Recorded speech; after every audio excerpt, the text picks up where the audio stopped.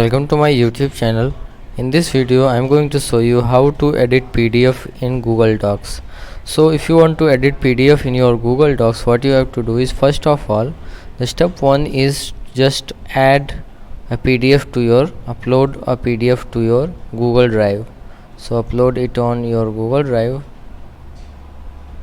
and so I am going to upload PDF in my Google Drive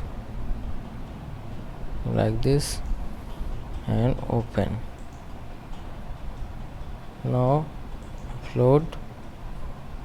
Now it will be uploaded in my Google Drive. So after that, what you have to do is just go into the recent where you have uploaded your PDF, and now click on it, and here you will see open with option. Just open with Google Docs. Now it will be open in your Google Docs.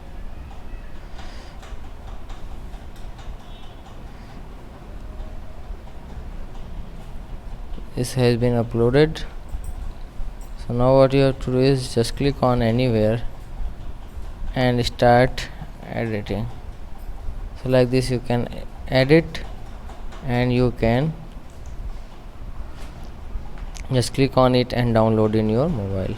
So if you like this video, please like my video, also subscribe my channel for more videos like this. Thanks for watching.